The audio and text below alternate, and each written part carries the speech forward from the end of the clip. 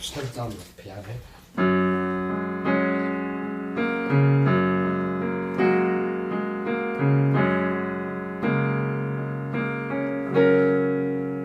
If Isaac sees a film, it's at Cineworld. If they only used phone speakers, it would be Tinny World. Nice. We would like a special card to see films for free. It can't be that hard. So if you can't afford to donate your cash, but you work at Cineworld, then why not get in touch today and give us some sponsorship from Cineworld or patreon.com/shamecity. I mean, I'm good, but even I can't come up with 2 rhymes for Fuck's Cineworld. sake, lazy.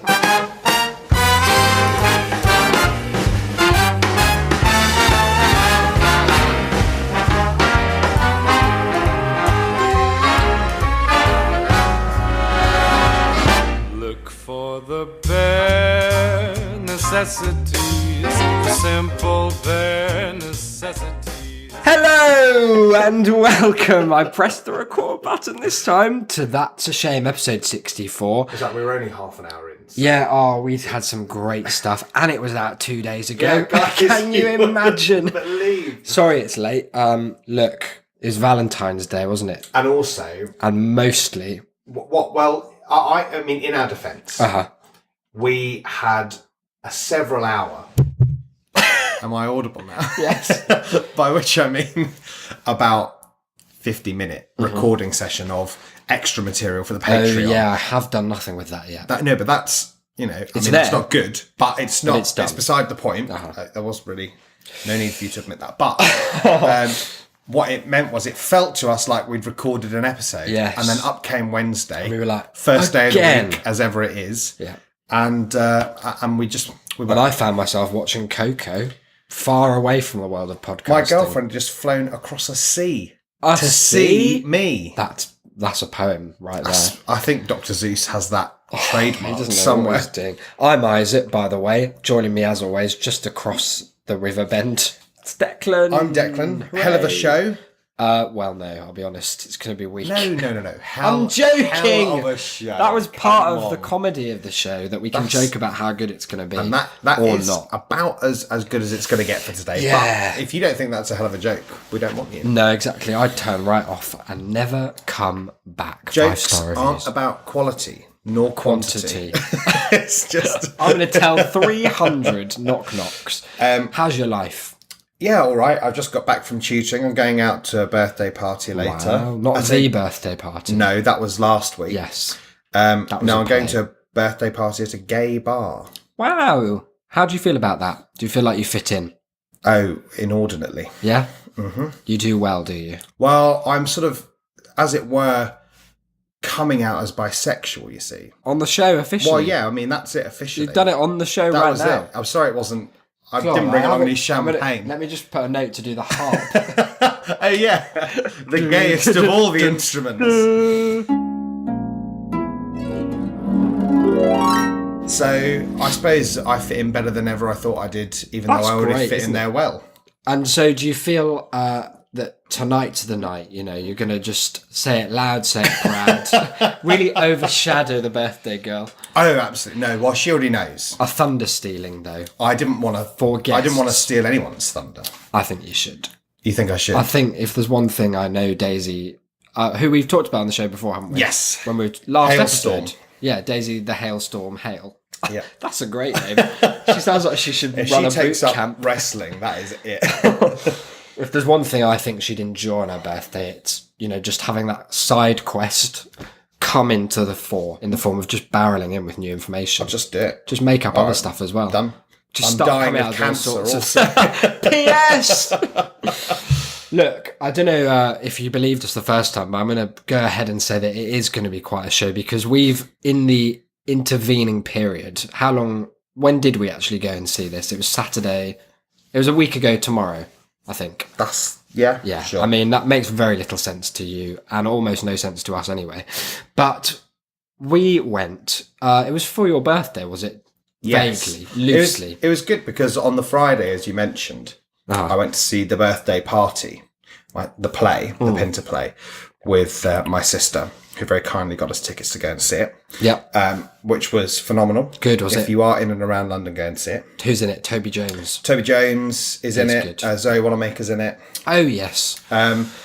But that was good. It also, as I mentioned earlier, it was another chance to hear people's inane thoughts after the show. Yes, no, people like just spewing those. Now, I don't know if our listeners are familiar with The Birthday Party, but it's been variously described as a comedy of menace, Right. something of the theatre of the absurd.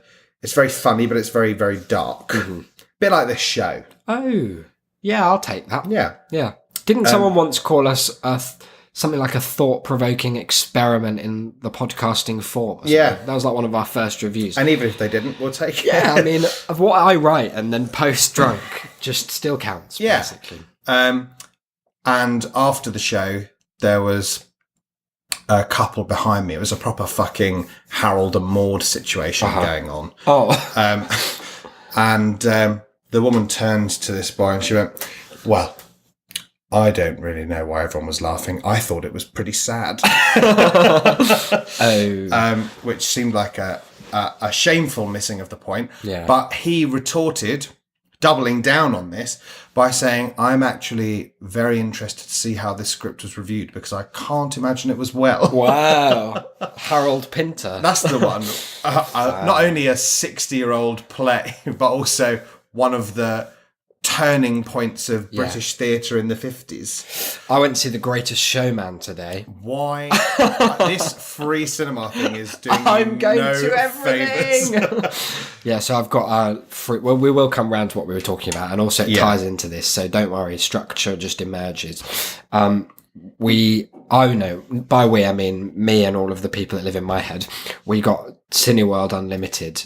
And I only mention on the off chance that anyone from Cineworld is listening and wants to have a little just chuck sponsor. a sponsorship straight down. Then I've heard the Patreon song, so they'll be on board. I imagine so. Maybe you want to drop Cineworld into today's Patreon song. If you start thinking I'll of be rhymes having a now, thing. that'd be good Cineworld. because you haven't got any unlimited membership. So None. You could if I probably could do get that. that would be The better the rhyme, the more likely that they'll. okay. I'll be drop thinking of over. one of those many rhymes for Cineworld. Mini worlds. That's a good one. Good. No, I like that. It could all be about downsizing or the borrowers or something. Yeah. Yeah, no, that would be good. So anyway, I've got this unlimited thing Small where people, big screens. yeah, That kind that's of. also good. Where I can go and see everything, and by can I mean will go and see Oh, everything. absolutely. But I went to go the and righteous fury with which he wields this little card. just slicing it through the air, cutting. People towards ask to see his the ticket. He just Get out! shreds Give me them my into 10% bits. off a £4.50 popcorn. That's right, a £4.05 popcorn.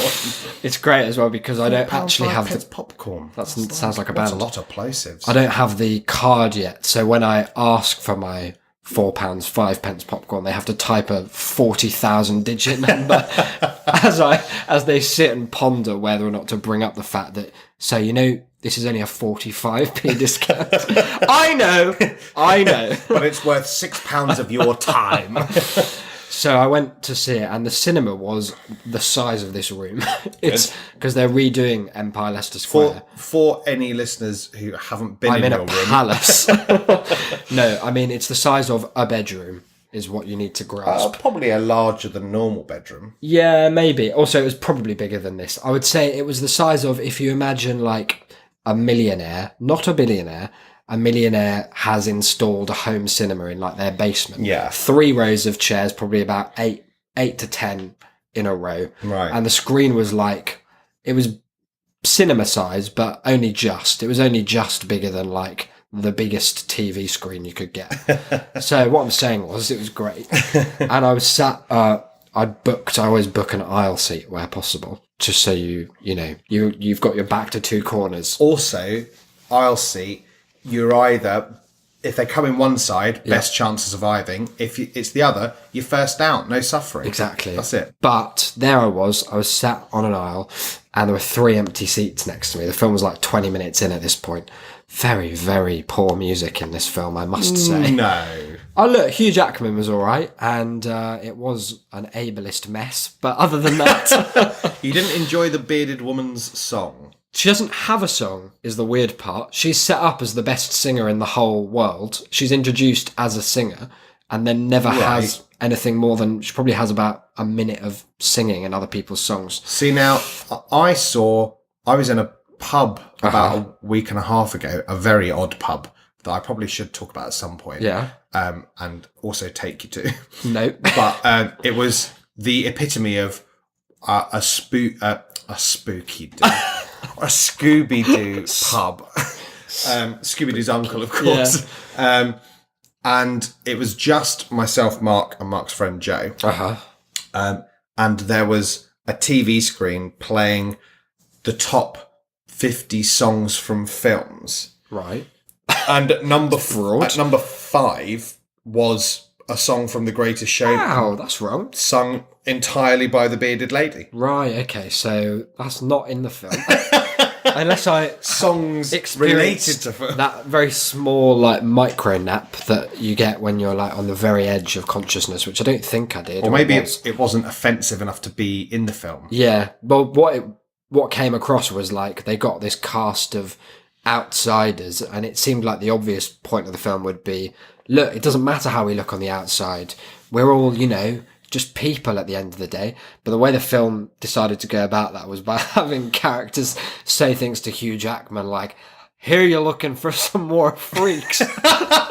And him not correct them, just be like, where'd you hear that? Or something like that. Like, I'll take any freaks you got. Like, where do I go? Where do I find them? I think, in fact, that is how the bearded woman is introduced. I thought you were going to say that the freakier, in the film's terms, the characters were, the more evil they turned out to be in the movie. Yeah, actually, they all tear Hugh Jackman apart. The bearded woman, she was fine, but she sort of stole a bit. Yeah. But then the eight-legged man, he was killing, spiders kicking people to death wherever he went. Dr. Octopus is Hugh Jackman into the next life. There are a couple of very confusing characters as well, because in this gang of outsiders where they touched on some really serious issues that then just they forgot about. Like, for example, a couple of them are outcast because they're black characters in whenever the fuck this is supposed to be. Early 19th century, maybe.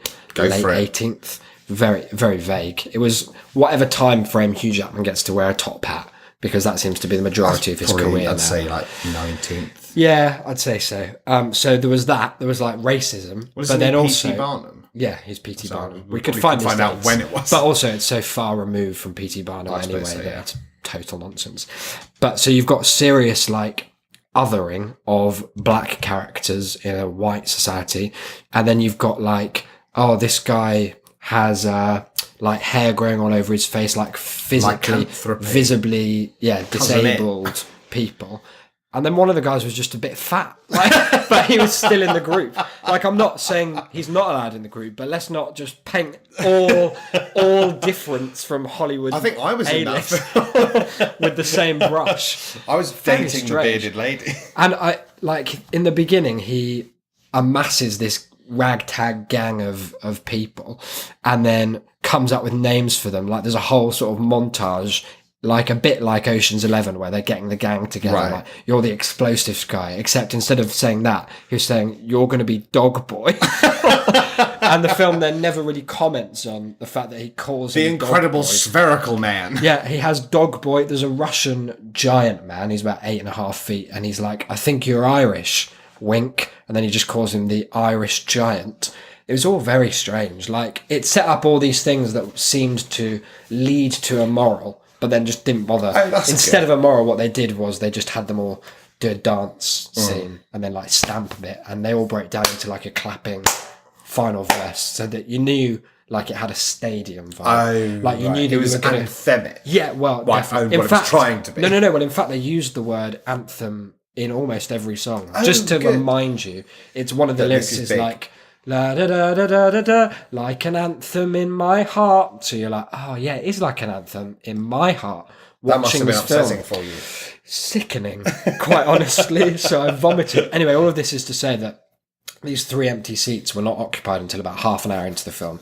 They'd already missed some of the great dog boy dialogue. Some of the core Yeah. morality The real premise establishment. setting. Yeah.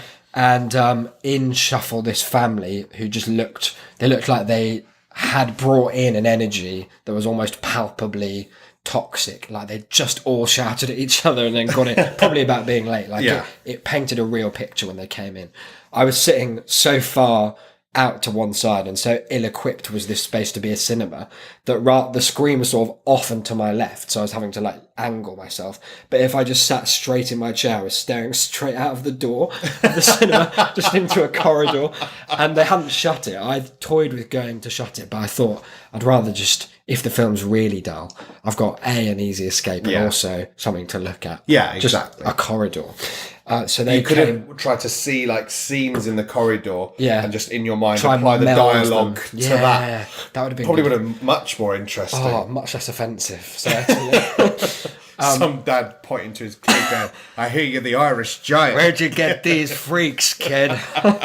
But yeah, they came in all just with a different mask of bitter annoyance, like some tension had just peaked and crescendoed and then just dissipated as they entered a silent room. And they came and sat next to me. And the dad figure was a very large man in kind of like, he had like paint on his clothes. He looked like he'd been at work. I don't know why he would have finished work at 3:45. To go and see the greatest showman. With his family that he hates. But fair play to him. He's putting the hours no accounting for taste. But he sat there tutting for the most part of the film and leaning over to his wife and doing a kind of Bill Sykes stage whisper. It's like, it's not really believable, is it? At bits, like with the dancing, he had a really thick kind of He obviously hasn't heard East our End Black accent. Mirror episode. No, he hadn't. Email on which we'll come to later. But then at the end of the film, quite playing against type for him, seemingly transformed by Did he stand just up the and beauty clap? of it. He gave a standing captain, my captain, stood on his chair. Carpe ovation. diem, boys, seize the day. No, he left. He sort of stood up and left quite quickly before his family could leave. And then I was like next to leave and they caught up and he put his hand on the wife's shoulder and said, "I'm so sorry. And I'm so glad we got to see this together." I was like, what a beautiful moment. This absolute unbelievable nonsense.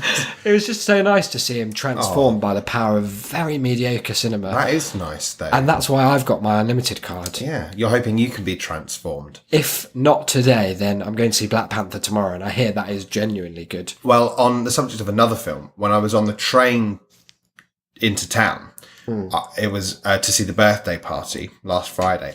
Have you mentioned The Birthday Party? I have. Okay. It was the longest tube journey I almost could have done. I came from Ruislip Gardens, Don't even know what that which is penultimate stop on the Central Line, Right. into Oxford Circus. Okay. And so I got a nice, This is some London-specific content. broad cross-section of the tube life. Yeah. You've got the tourist Populous. section. You've got the angry commuters. And on stepped about a third of the way into my journey, this girl. Now, she must have been maybe our age, maybe just slightly younger. And I mean, who is younger than you these to the days? show? Almost certainly. Yeah, I thought so. I saw a demo. And she was the epitome of the old money rich girl Oh, okay. who's done an arts degree. Right, yeah, I know lots of these people. And she was wearing something madly incongruous that is kind of a synonym for fashion, but not in a way that anyone's able to identify. It's related so closely, and yet you can't point to any of the scenes that hold it together. So she seemed to be wearing corduroy 3/4 lengths and a t-shirt. Cool. With a scarf. Good look. Right. Practical. And she came up, got on the train with her friend who sat opposite her. Uh-huh. And she was, of course, talking for the entire time she was on the train. Oh, one of those. Yeah. and very loudly because her friend was across the way. Yeah, the so you central have line to. is unbearably loud. Yeah. And I was sat just a few seats down from her friend, so I could hear all of it.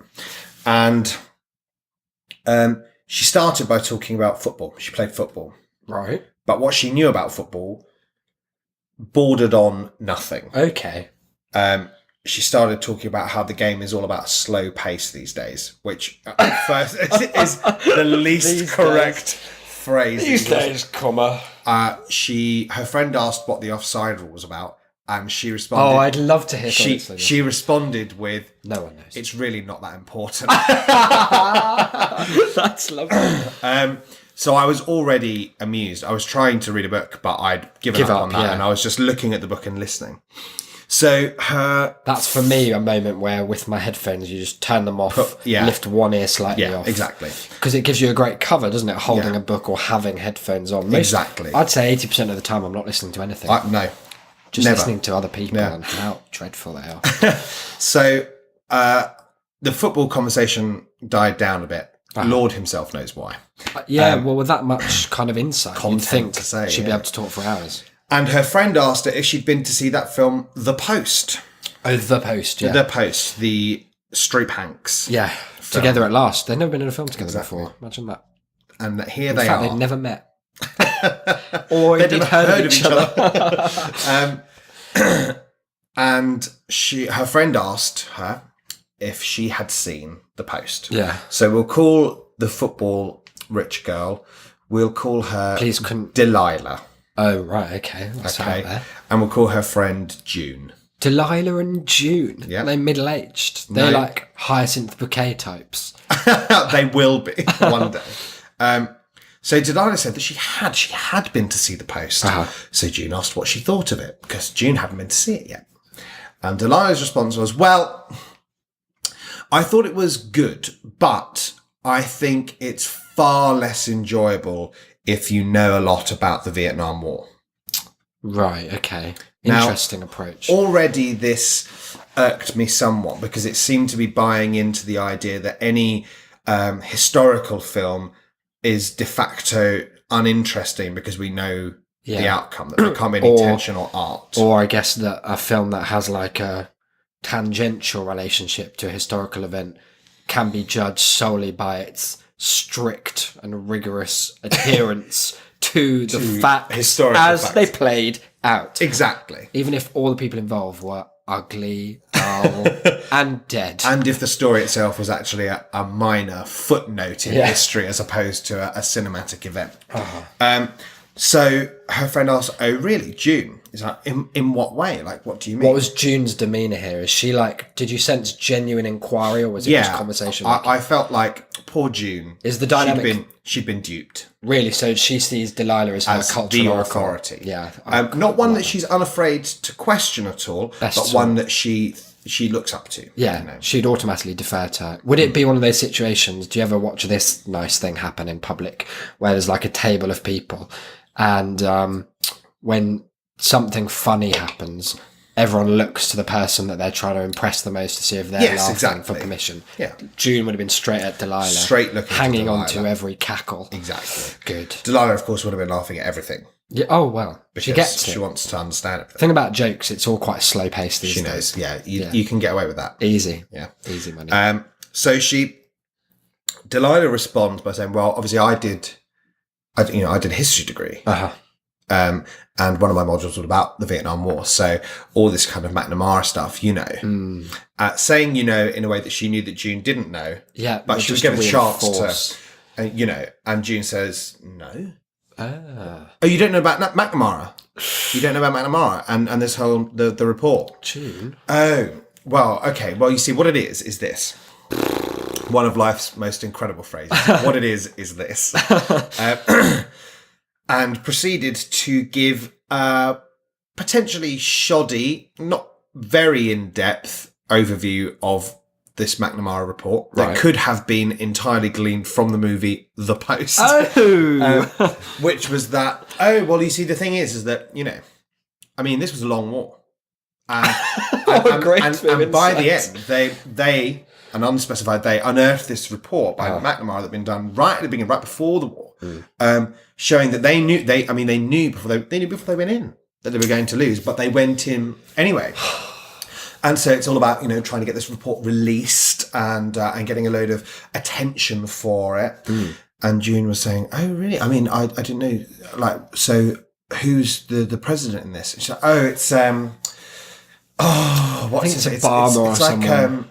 It's under. I think it's Nixon. I think it's under Nixon that this film is the release. But this war, it was it lasted 15 years or something." Maybe 100. Or something, or something being a wonderful thing to have gleaned from your history degree module. Yeah, or something gets you a mark straight away because it shows that you're not an adherent. No, you're someone who's willing to allow a possibility of. Yeah, if you're questioning the textbook, fact. you must know. Like, Yeah. You're woke. Well, I'd say so. What followed was one of the most shambolic attempts to remember in which order 5 presidents came that you could ever hope to listen, especially from one person who claimed to have a history degree. Why was she going this way now? Well, because, this war, it started back way, kind of Eisenhower, Kennedy, sort of. Okay. Eisenhower, then Kennedy. And June said, so Eisenhower's before Kennedy. So no. Of course, June, come on. Because he was doing, of course, because Eisenhower, he did all that stuff with Churchill. Oh, with true. Churchill. And then it's Kennedy, and then, this spanned lots of presidents. After Kennedy, it was, after him, after that guy, it was, after Kennedy, there was that guy, and then it was Johnson. That guy. There was Johnson. Wait, hang on. Johnson took over from Kennedy. Who was the tall one? And then Nixon. Is that right? Yeah, Nixon. And What's then June's input here? June. Minimal. Well, June, I got the feeling she knew this. Oh, really? And was because she seemed to be helping. What if it's a Pinky in the Brain situation? That's what I was about to say. That it was definitely that kind of the evil bad guy and his downtrodden henchman who actually knows a lot more. Yeah, it's a classic trope, isn't it? What's the first example of that? Because Pinky in the Brain's probably not the most highbrow reference point for us to maybe reach for. Othello and Iago. I guess so.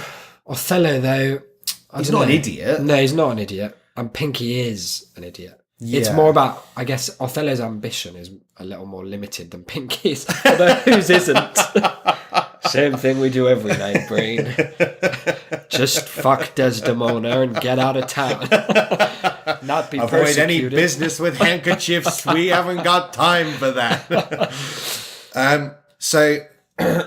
And I was just sat there marveling. Did at any point you feel like intervening? I really sort of wanted to. Right. But at the same time, I didn't want to be publicly admonished for mansplaining. True. And also, it was much more amusing to just sit and listen to this go on. So, the debate about which order Johnson and Nixon came in went on for at least 20 minutes. And I think it must have been Marble Arch or something. I think they got off, which is always telling. You're not getting off a Marble Arch unless you've got money. They live inside. All right, June, I'll see you tomorrow. I've got to go to the Arch now. And as they got off and walked down the platform, the last thing as the doors slammed shut that I heard Delilah say was, anyway, what I gathered from it was Tom Hanks would make a good Nixon. And that was the last thing that she said. Insightful, though. Isn't it incredible that you could so confidently claim not to have enjoyed a film based on the fact that you knew too much about the subject, and then proceed to prove that you know nothing about it, and then still not kind of internalize, oh, maybe I don't need to know, or indeed not know. Maybe in fact my foreknowledge about a historical event doesn't impact at all on my appreciation of the film. Yeah. Well, I guess she'll come to that in her own time, Delilah. All this is to say, That last Saturday, midnight, was it for your birthday? it was. Have you gone to see any plays about what it birthdays? was, just the night before. There's a Harold and Maude thing going on. Just two I rows told you about behind. Coco. It was great, by the way. Anyway, we went to see the Prince Charles Cinema in London's Leicester Square, the heart of the West End.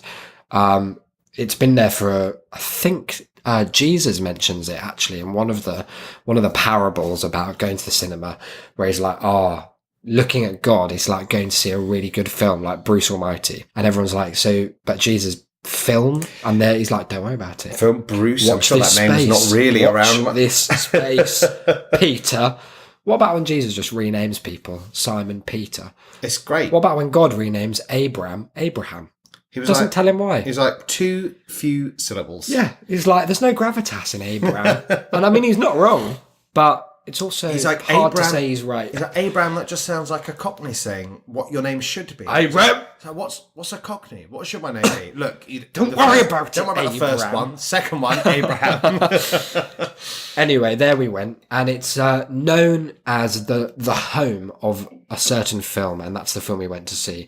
The film is Tommy Wiseau, or I mean, Let's he settle changes on- the pronunciation. Let's of his settle own on name. Wiseau. Yeah, Tommy Wiseau's seminal The The Room. Room. And for those who don't know, like I'm sure we're speaking to the choir to mix that metaphor. Well, speaking to the choir. Just chatting to the So, converted. guys, favourite hymns? Yeah. The Room is it's the kind of archetypal so bad it's good film. It was funded entirely by this mystical figure, Tommy Wiseau, who claims he's from New Orleans, has an accent that scatters its way around every aspect of European culture. Defies any You could not. pigeonholing. It's like he's purposefully amalgamated everything to the point that no one could ever trace I his want origins. that guy from Wired who does the accent yeah, the one breakdowns that to looks like tell Dennis us Reynolds. where the fuck he's from. I think the answer would break all brains because he's probably from elsewhere altogether, a different plane. He made this film on his own dime, like completely auteured the project. Nobody's entirely sure quite how he has all this money. And that's what baffles me. That seems like the kind of thing that you should be able to trace. There's I think the leading theory is a chain of like dry cleaning stores, Yeah, like laundrettes and stuff. Didn't he also claim to have invented denim at some point as well? Probably, that's why It's also it's very enigmatic and very, very mad. And I mean, this is, I think, the sticking point. Yeah. This is the talking point because he was there. That was the pull of it. Yeah, because an when it anniversary, came out, isn't it? it tanked. Yeah, it tanked in a big way. Except that soon afterwards, it was rediscovered and has since enjoyed, like it's made its money It is back. the cult film. Yeah, isn't it? and nowhere has that been more the case than at the Prince Charles, who were very early to pick it up because I don't know, it does work quite well to a London British audience. Yeah, oh God. Yeah. It plays to the sensibilities of like just enjoying failure as a comedic trope. I'm sure Delilah loves it. Yeah, I'm sure she'd be all over it.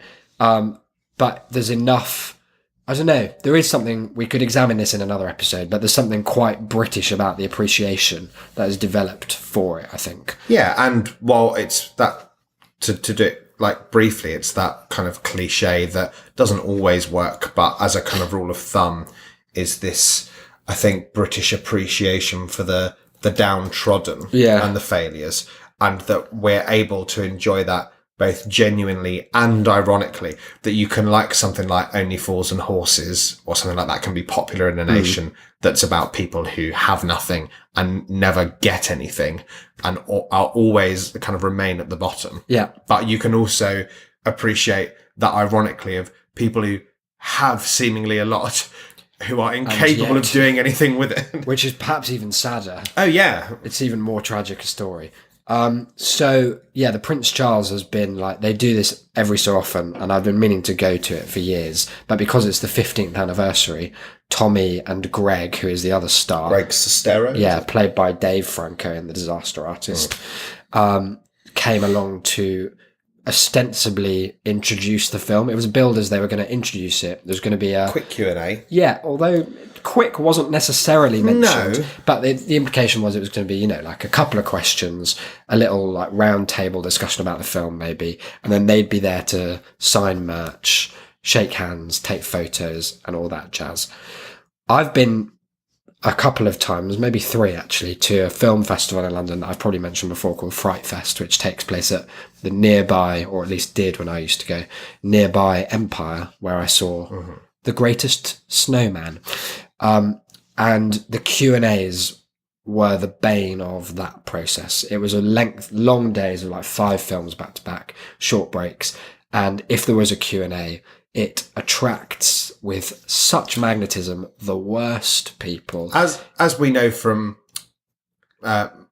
Minecon, like cringe true videos. Although that's more forgivable because they're kids. What's less forgivable is people who stand up and ask some director a question so circuitous and so tangentially related to inquiry, and yet it's through all the just lens of I've got this blog. I think there are some readers in the audience tonight.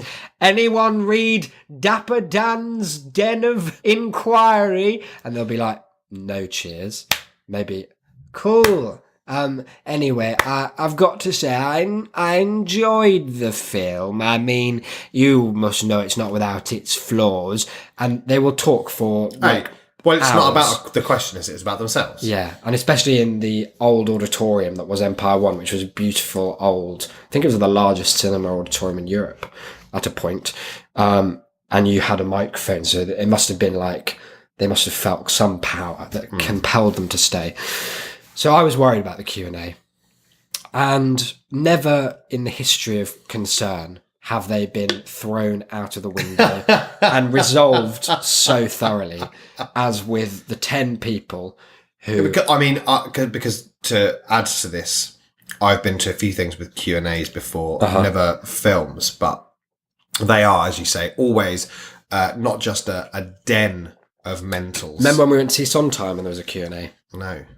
Oh, well, there was. And people asked a lot of No, bullshit. because remember I was going to go to that, but then he cancelled. Oh, yeah. And then so I you didn't go. get a ticket for well, spoiler, everyone who asked the question was an idiot, including No! someone who basically asked for a job. Imagine. It was a real shame. It wasn't you, was it? No. Begged. But they are, and they are always gratuitously long. And when I saw 10 people lining up, my and heart sank. also when you know there are going to be 2 people answering, you think, fuck me, well, it's like going to be a minute for each question, that's 10 minutes, probably a minute for each answer from each of them. So some dickhead's going to be like, I've got 2 questions.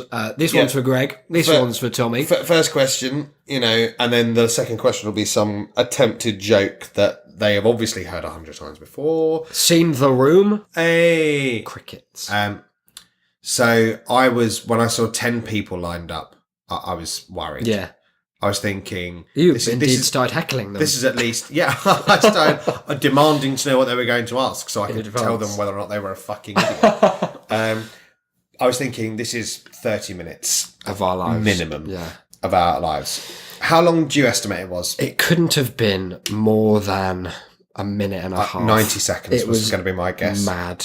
Tommy has no time for anything that isn't watching The Room. If I hadn't shaken his hand, I would not believe that the energy that makes up Tommy Wiseau was bound by anything. Yeah, that it could stay in one physical form. No. Because he was like, it was like watching I think that's why he wears the sunglasses. To keep it in. Just like that Cyclops in X-Men. Yeah, exactly. I was going to say that otherwise it just explodes everywhere. It's just chaos pours out of every orifice. He was standing there, so... I encourage listeners who are not familiar with what he looks like to Google image him. He's a singularly odd looking man. Very, very strange. And I mean, it's a kindness really, because it flags up that within this husk of oddity lies an even greater, more primordial madness. Oh, the likes of which the world is just not equipped to handle. If you saw the real Tommy Wiseau, which lies within, you couldn't. Your eyes would not be able to like make shape of it. 10 people.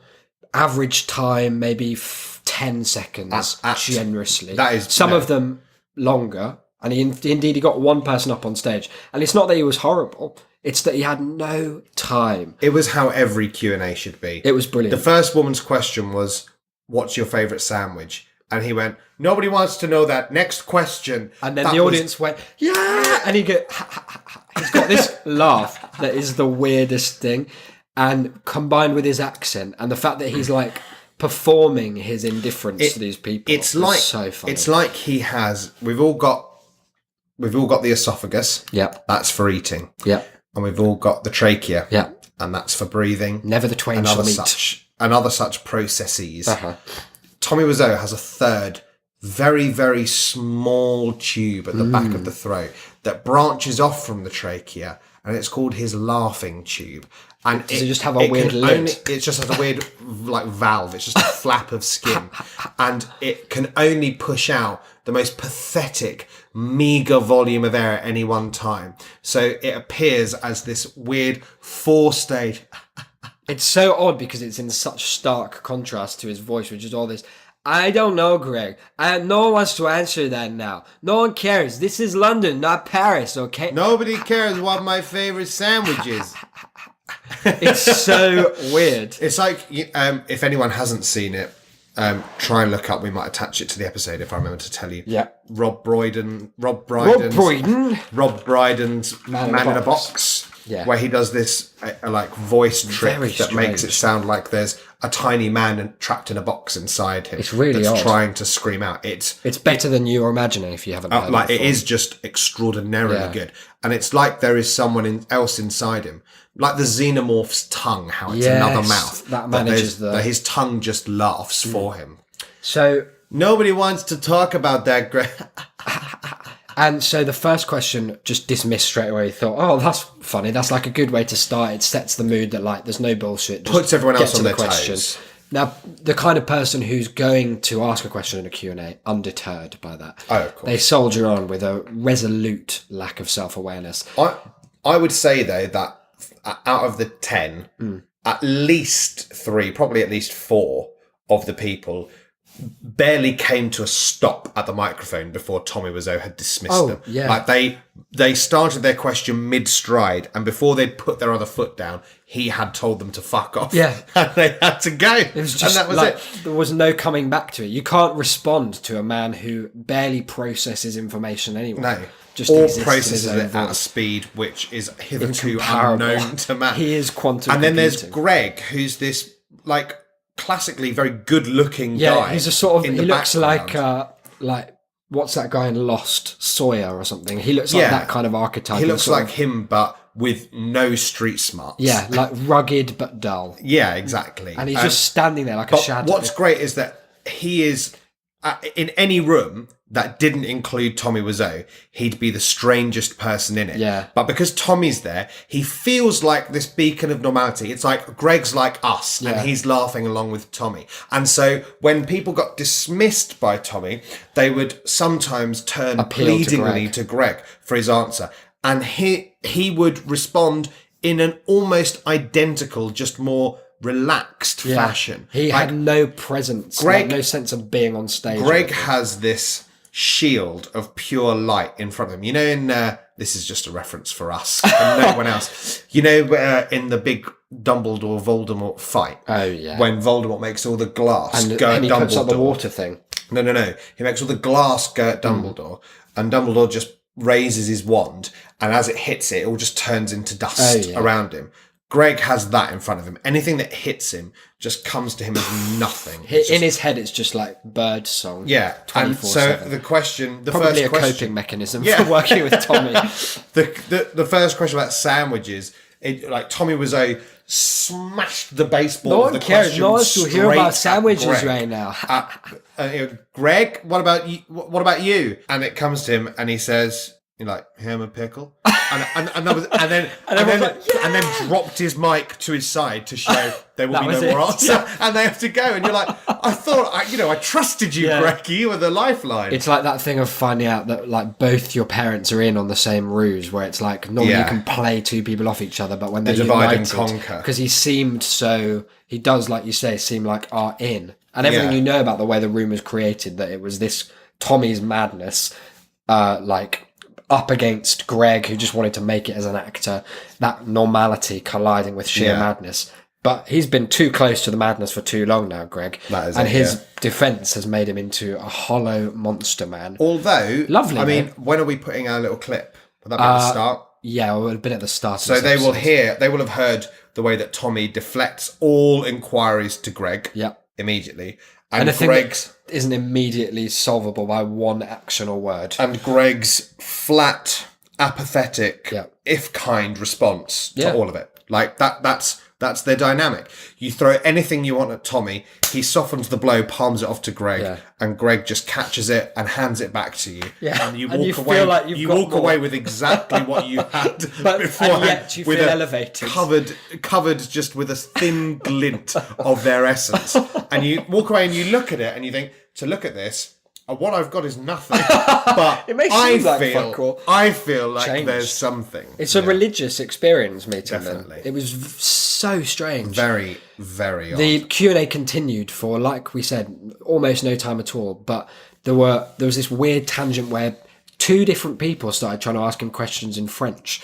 And the first person who asked a question in French, he just flat out, like, shut up. He was like, "This is London, not Paris. Nobody Let's wants beat to that." hear that. Nobody understands. And Next so he was like, question. like, move on. Next question. And then 2 people later, someone else started speaking French, and he was like, "Look, this is London. I speak French, by the way." Just like he'd only just remembered that was part of his arsenal, like an ancient being that has to just like scroll through everything it can do to remember. Oh yeah, I can actually interpret French. Very strange. And then he just fucked off. Very much so. And the film began. We left almost immediately To go and see him. to go and queue up and see him. We got a signed script, Yep. illegibly signed.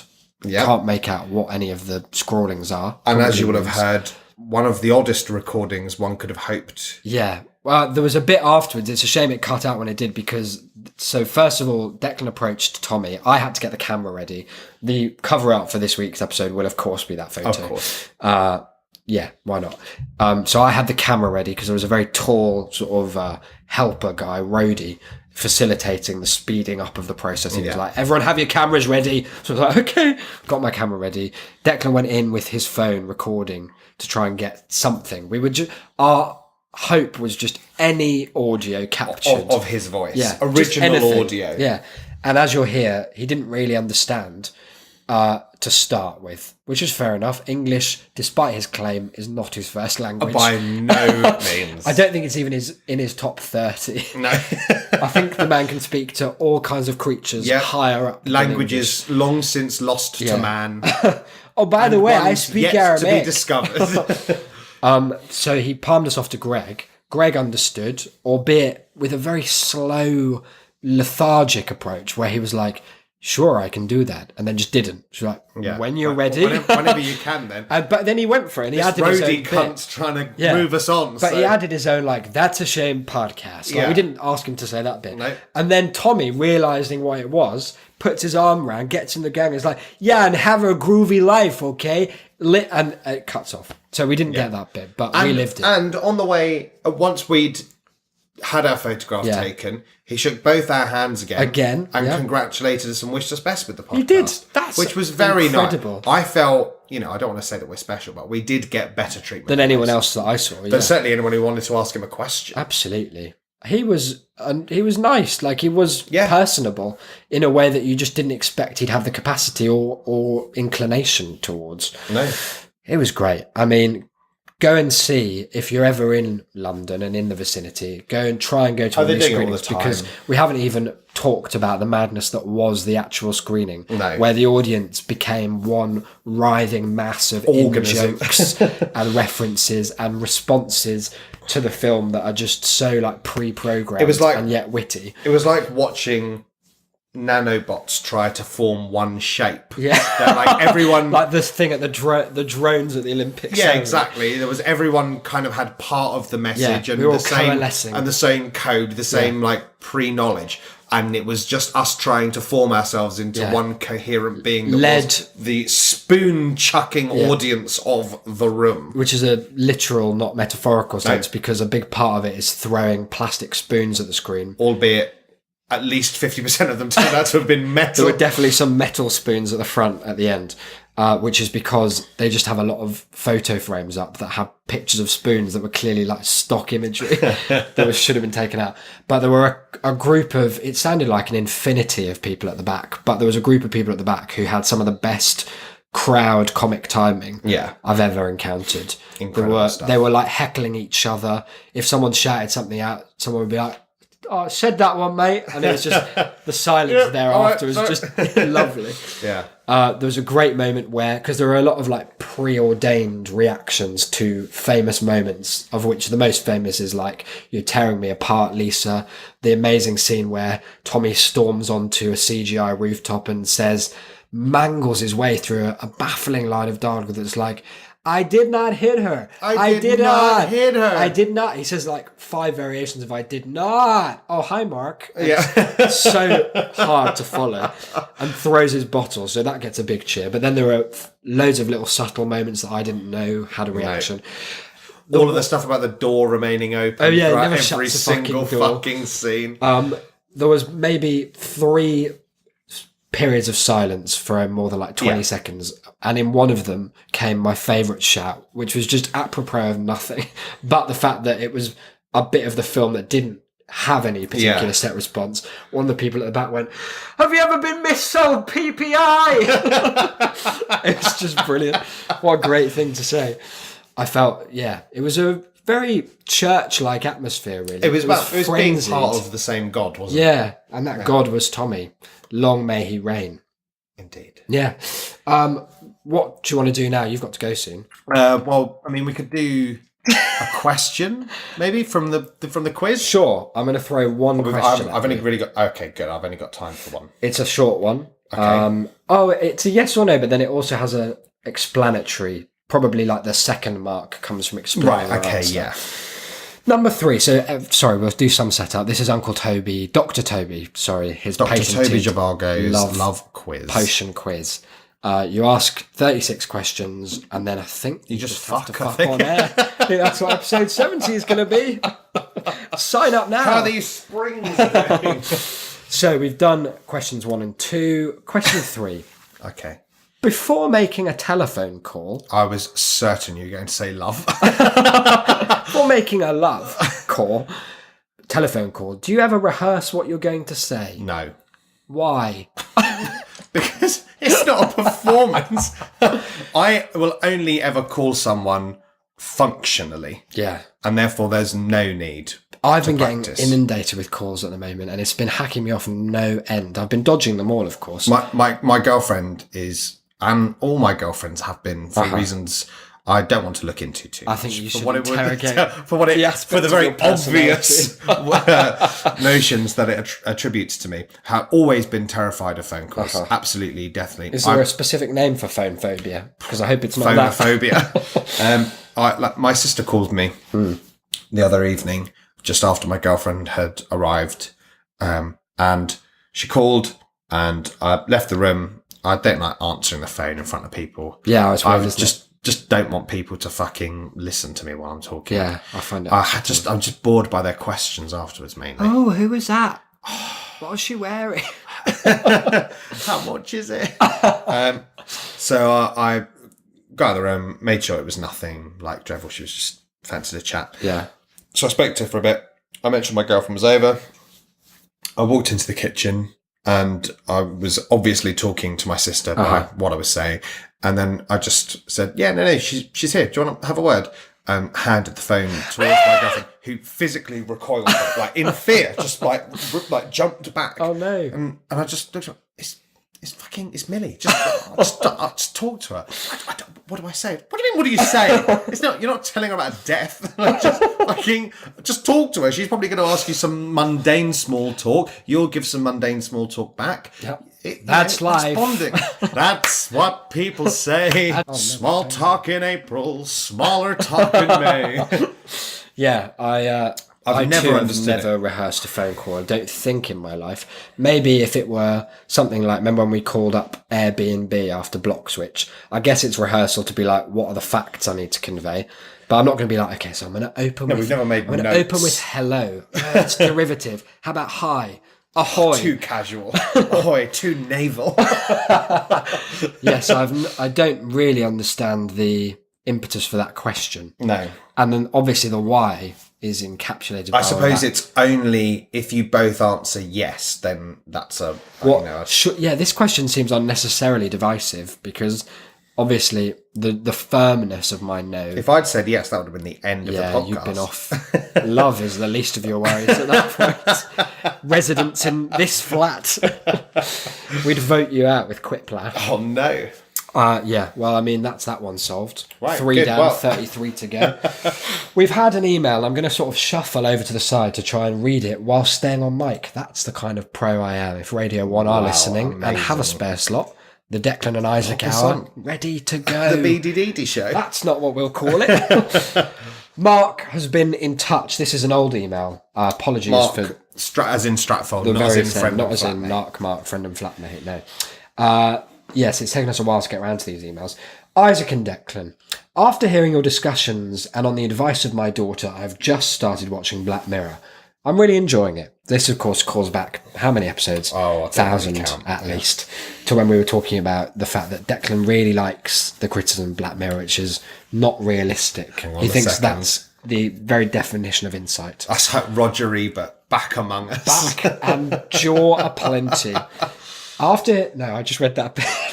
Following on from the discussions about having to suspend belief to watch sci-fi and the problems some have with this, for me, this does not apply to Black Mirror, as all the ones I've watched so far are only set in the near future.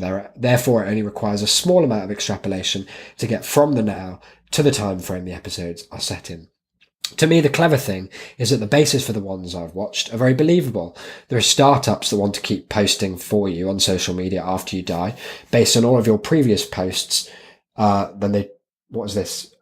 on all your previous posts, tie this to the development of some very lifelike Donald Gleason androids, and you have an episode of Black Mirror. You can buy wearable digital video recorders that film everything. Is that the Donald Gleason episode? No, that's the entire history of you, isn't Yeah. it? That's a good episode. The previous one was the Donald. Yeah. Okay, we may not have in-eye playback, but certainly in-glasses playback is possible. Another episode. I like the fact that in-eye seems to be like the conceptual end point of how to glasses. watch stuff. Like, we just need it closer to the eye. Like, I've never been in a cinema and thought, wish my eyeball was closer than You know what? Once we get it in eye, it'll be, I want it pumped straight to the brain. Bypass I want to be able to look around the room and see the film at the same time. This is my favourite sentence. Also, we all, of course, know that Cameron fucked a pig. Yet another episode. True. That claim, though, is interesting to note. The David Cameron, ex-Prime Minister of Britain, said to have put his genitalia into the mouth of a dead pig in a kind of one of those pirate school japes. So I imagine Delilah and her She pals knows would have all been about getting that, up to. But that revelation came out years after Charlie Brooker had written the Rory Kinnear Fucks a Pig episode, which is the most brilliant start to a series. Oh, it's incredible. Come out of the fucking tunnel hitting. Basically, Black Mirror is compelling and frightening because you don't need any suspension of belief. Regards, Mark. Now, there was an addendum. Isaac and Declan, sorry, I forgot to add this review of Black Mirror I found written by someone called Fangelmeister, which I think tells you a lot. Okay. To my previous mail. This is Fangelmeister, Jan 28th, 2017. It was.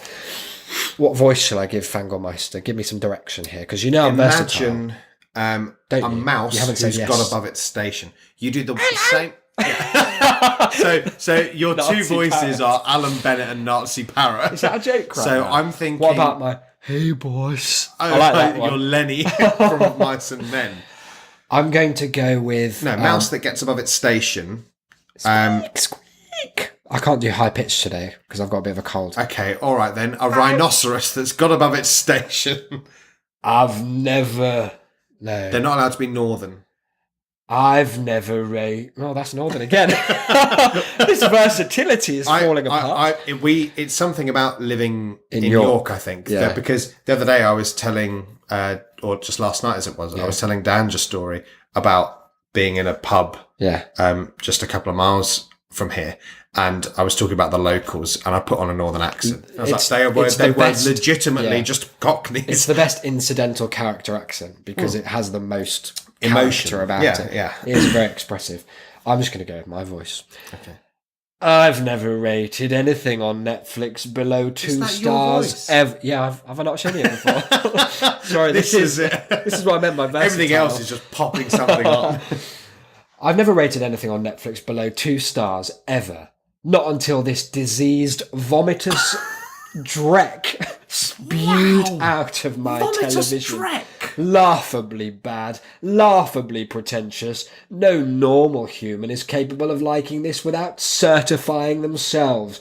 Intellectually, a complete gelatinous glob. This is someone who Wanks to Paul They are Joseph the- Watson. I was going to say that they're the only person in the centre of the Venn diagram, male, likes Boris Johnson and watches Call the Midwife. Only watches Call the Midwife. Yeah. Which unfortunately doesn't narrow that one down too much. It's only about 5% cut off. Thank you for that email, Mark. I suppose that actually what I was going to say was one of the points we very briefly and probably not very that we made very briefly and probably not very well in the episode was that what Mark is saying is possibly what has led to people making this criticism, which is that in the first 2 series or whatnot, the plots aren't hugely outlandish. Yeah, they don't And with diverge the- that much from actual with reality. the with the 3rd series, what with it being made for the Americans And with a higher budget. yeah, they've kind of pushed the boundaries somewhat, which is fine, and it's a good for it. progression for the show. But people were seemingly incapable of watching both without deciding that you had to dislike one or the other. Yeah, that is a shame, isn't it? It's amazing. Well, I mean, we the other night got very drunk and had a long conversation about people's incapabilities of watching or reading anything. It's just sad. Which we should probably just do as an episode at some point. But Drunk. I mentioned, well, obviously, but I mentioned the thing about Delilah to Dange last night. Yeah. And his main response to it was, I just fucking, I shall do the Dange. Yeah. I Do the just damage. fucking hate that people think that you have to come up with a reason for why you didn't like the film. Yeah, that's and it's Twitter. Yeah. That's my argument, is that you only had to perform your opinions when they were part of your value as a person. And I mean, like, there are some instances where you should be able to explain why you didn't like a film, probably. If you're like the one person who comes out and says, I hated Black Panther. Citizen Kane. You were probably... Citizen Lame. Rose who? Just a fucking sled. Spoilers. So, there are instances in which it is good to be able to know why you didn't like Like it. if you're a film critic as well, that's a key one.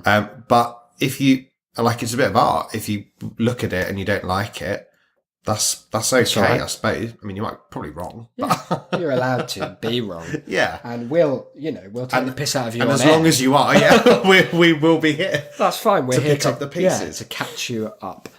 So Mark emailed doubly there, and he's really come through for us in a big way across the board, content-wise. Excellent email roster we have. We have a screenplay from our regular emailer Noah to get to shortly as well. Perhaps that'll be a bonus episode because it is a treasure trove of madness, as you might expect. But say I was sitting at home. Maybe Delilah herself is sitting at home now thinking, is that me they're discussing? Because I mean, I thought I knew the offside rule and I really did think it wasn't important. But who knows? How could she, or indeed anyone, get in touch with the show to share thoughts out of their brains and into ours? Well, just like Mark, they could email once, That's one of my twice, favourite thrice, or more. Yeah. Sky's the limit. So you can find us, as much as I would like there to be, there is no limit on how many emails you can send one person. So, I mean, just Probably a theoretical one, but it's very unlikely Yeah. that we'll reach Google's storage cap. very, very unlikely. You'd have to at really this point.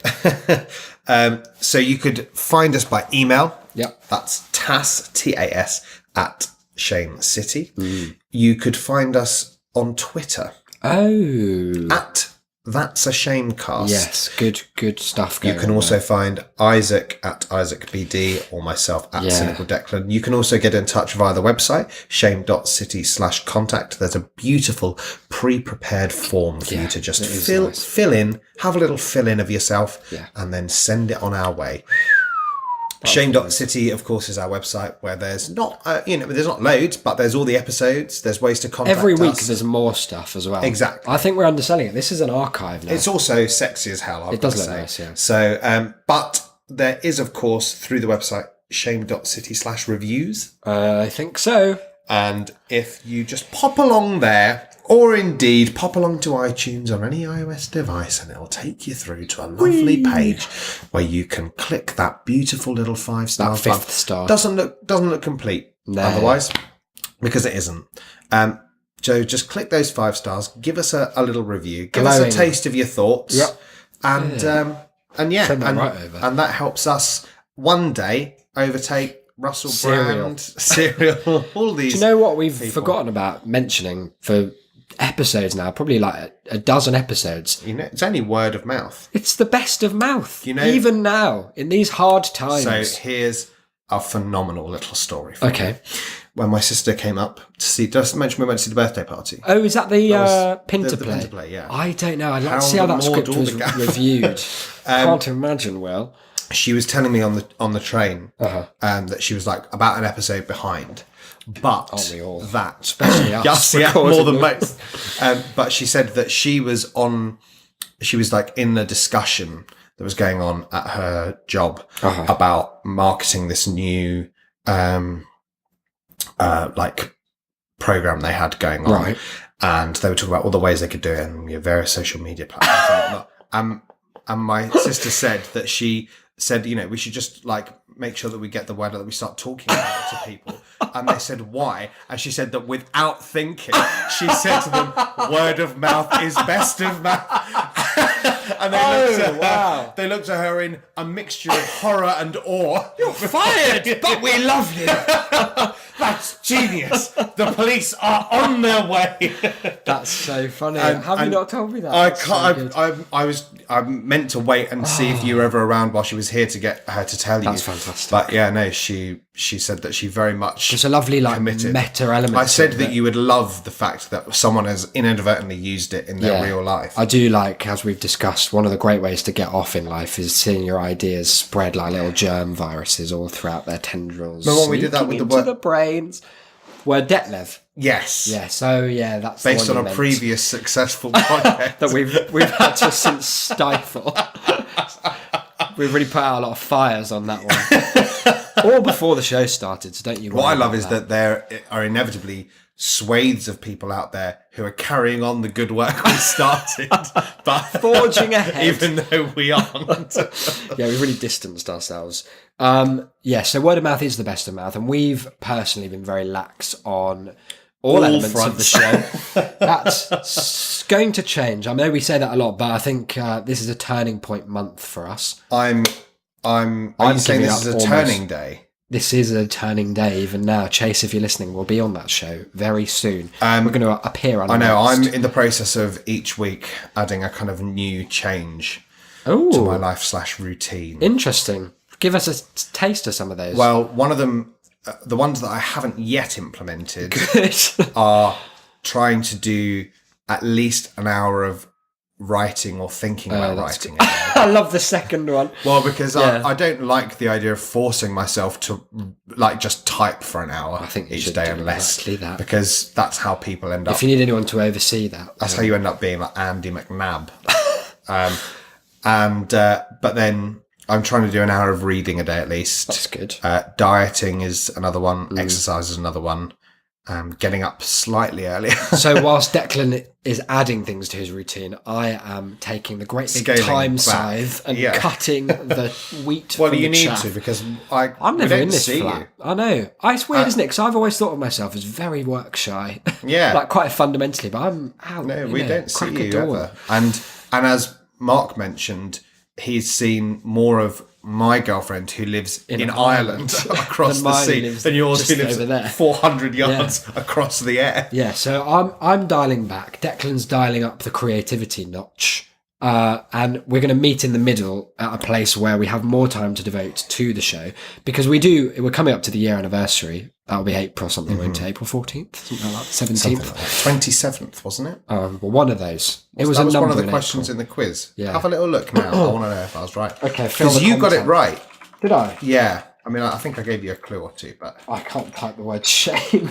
Oh my God. It's taken me several attempts to get there. And to our own now it's website, not which is loading. down. No, it's up. It's up, but it's also going to take me ages to find. Can't you? It's called "Give Us a Taste," isn't it? Oh, yeah, so so can't you I'm just gonna type that in? How about I just search the word taste? Yeah. Oh, this search function, I tell you, it looks hot as hell. 18th of April. The 18th of April, So maybe we recorded on the 17th. somewhere in the middle. Yeah. Anyway, all of that is to say that we're going to sit down, we're going to take a day and reorientate ourselves within the world of Shame City. We haven't done anything approaching outreach or advertising, Nothing. which we should do. Like, the stats are not bad. They're holding on. Like, we have a core, which is really good. And thank you to all of you who exist within it. Like, unfathomably grateful Yeah. to you for sticking by us, It's even baffling. while we haven't. Yeah, but we do want to make sure that, that we're going to start recording days before the release so that we're not late like this one. And so that I don't have to just sit and then record and then listen to it back and edit straight away, because it leads to some very depressing evenings in my room.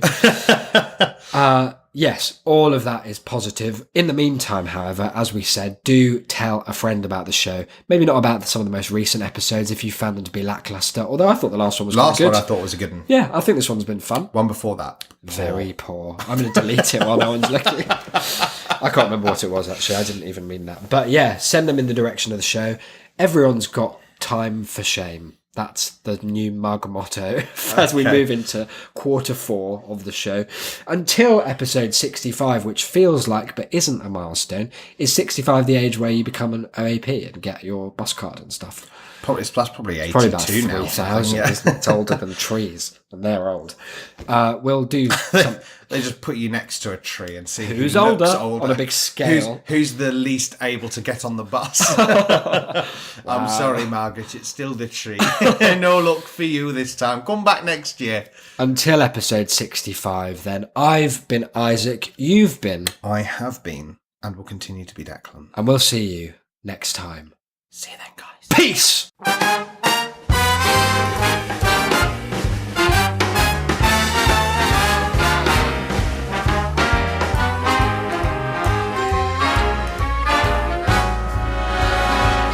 Look for the bare necessities, the simple bare necessities.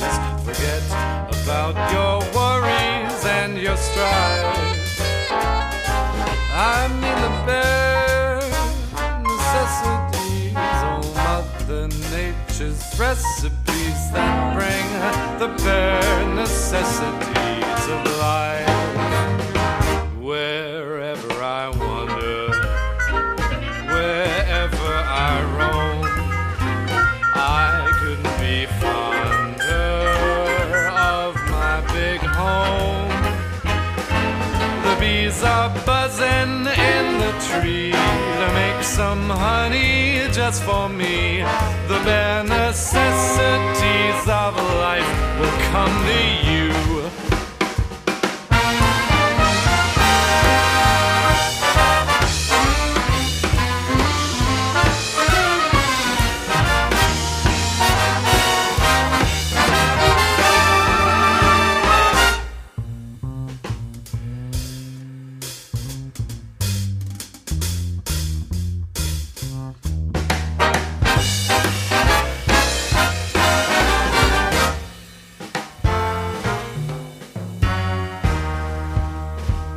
Look for the bare necessities, the simple bare necessities.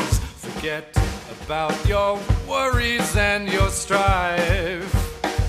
I mean the bare necessities, oh Mother Nature's recipes that bring the bare necessities of life. Wherever I wander, wherever I roam, I couldn't be fonder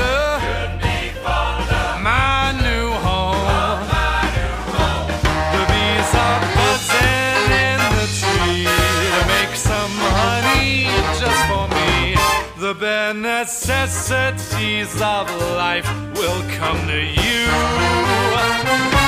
The bare necessities, the bare necessities, the bare necessities of life will come to you.